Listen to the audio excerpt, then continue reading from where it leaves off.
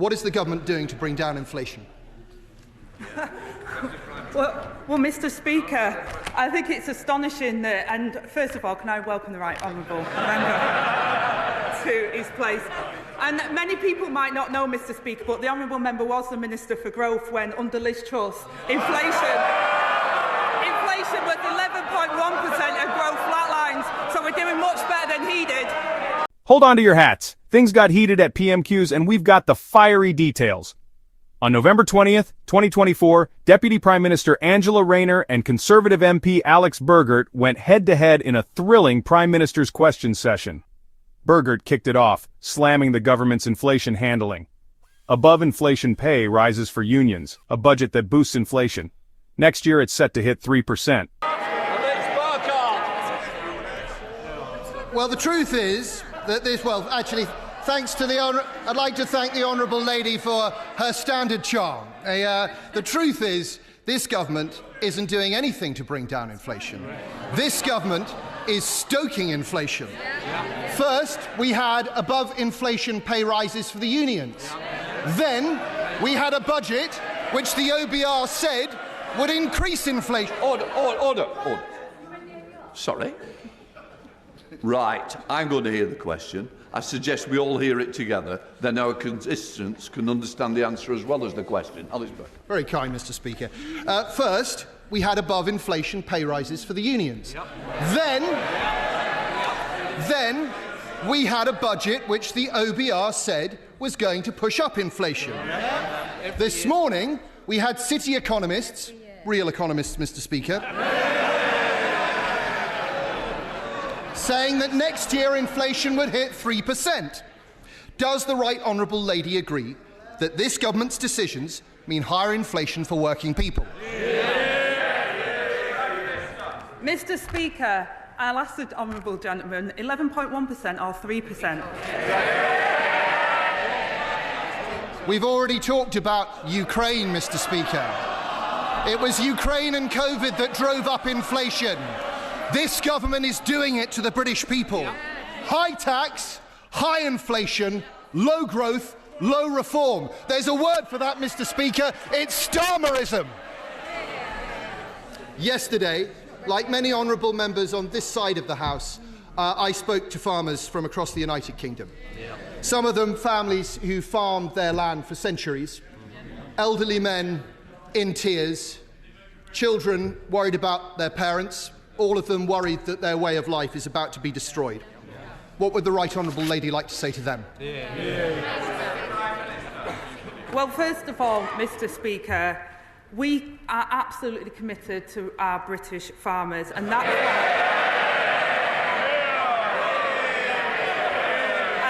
why we've committed £5 billion to the farming budget over the next 2 years. That's the largest ever amount for sustainable food production in the UK. And it's alongside £60 million, Mr. Speaker, to support those affected by extreme wet weather and over £200 million to tackle disease outbreaks. His party couldn't even get the money out the door for farmers, failing to spend over £300 million on farming budgets. The farmers know they ruined it for them, and that's why we're in government and they're not. Is this the cost of your decisions? Rayner didn't hold back, reminding him of his past. Under Liz Truss, inflation was 11.1%. So 11.1% or 3%. The debate sizzled over farming taxes. Burghart painted a grim picture. Elderly men in tears, children worried, rural livelihoods at risk. Rayner called it scaremongering, pledging £5 billion for farmers. Well, perhaps the Right Honourable Lady thinks that everyone came to London yesterday to thank the government. Let's look at the facts. A typical mid-sized 360-acre family farm in the constituency of my Right Honourable friend for Thirsk and Malton. They've spoken to their accountant. Their new liability because of this government is £500,000. That's 12 years' worth of profit. When this generation passes away, that farm will become totally unviable, and it's just one of thousands and thousands of similar farms. It's clear the government hasn't got its facts right. The Central Association for Agricultural Valuers, the real experts in this field, say so. The NFU says so. They're shortly to publish a report showing that 75% of all commercial farms will fall above the threshold. If the government isn't going to reverse this terrible policy, will the Right Honourable Lady at least commit that there will be no further increases to inheritance tax and no further reductions to agricultural property relief or business property relief in this Parliament? Well, Mr. Speaker, he talks about the facts, and I absolutely stand by the figures the government has set out. And the vast majority of estate owners will be totally unaffected. He wants to talk about the figures, Mr. Speaker. I will be crystal clear. The vast majority of estate owners will see no change and pay no tax on land passed on valued at £1 million. Couples can pass on £3 million, Mr. Speaker, tax-free, and those above the thresholds will pay only half the normal rate and can pay over 10 years interest-free. This is just another part of the budget that's unravelling, Mr. Speaker. Everyone here and all the farmers at home will have heard there was no guarantee there. We know what that means. They're coming back for more. And even if the Honourable Lady had made a promise today, it wouldn't have been worth a fig. We know that the Environment Secretary, before the election, promised the farmers this wouldn't happen. Labour promises get broken. Let's put all of this into context. The Treasury says the family farms tax will raise, on average, £441 million a year. The Treasury also says that the public sector pay rises the government announced in July will cost £9.4 billion a year. That's over 21 times as much. Why does the government think that above-inflation pay rises for the trade unions are worth so... Order! Now then, I don't need any more from the second bench. Can I just say, please, less of it. We've had a bit of a run-in recently and I don't need to have any more. Right. Deputy Prime Minister. Thank you, Mr. Speaker. I think it's an audacity for the honourable gentleman to stand there and suggest in some way that Labour broke promises or raised taxes. When I'll school the honourable gentleman, it was his government that raised taxes to the highest level for a generation. It was his government.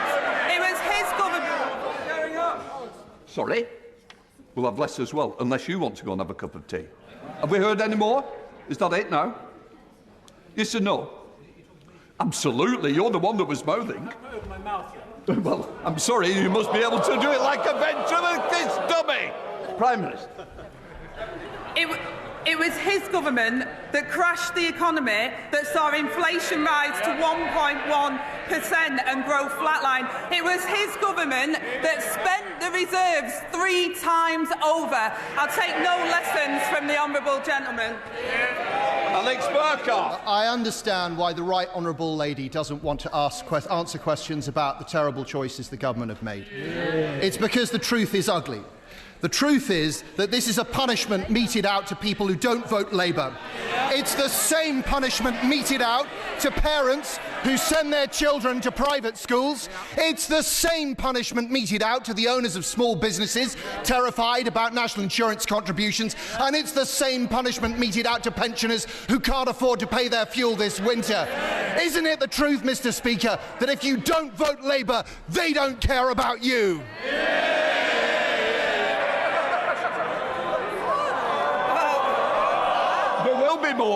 There will be more, and it won't be what you want more of. Deputy Prime Minister. Well, Mr. Speaker, after that display, he clearly didn't recognise the result of the general election and has learnt nothing.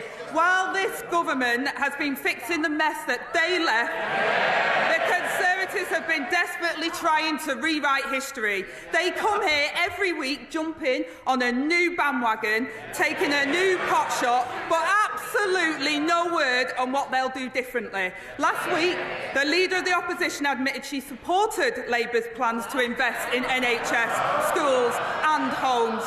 But what they want is all the benefits of the budget, Mr. Speaker, but have no idea how they'll pay for it. Mr. Speaker, the faces may change, but it's the same old Tory party. Straight back to putting everything on their credit card, spending their reserves 3 times over. We took the difficult decisions to fix the £22 billion black hole that they left behind, and while they're reinventing the past, we're investing in the future. Burghart accused Labour of neglecting non-supporters, but Rayner clapped back, citing the Conservatives' economic failures. The session was so rowdy, Speaker Lindsay Hoyle had to step in multiple times, even calling Rayner Prime Minister by accident. What a showdown! If you loved this breakdown, like, comment, and subscribe. Hit that bell icon to stay updated. Thanks for watching.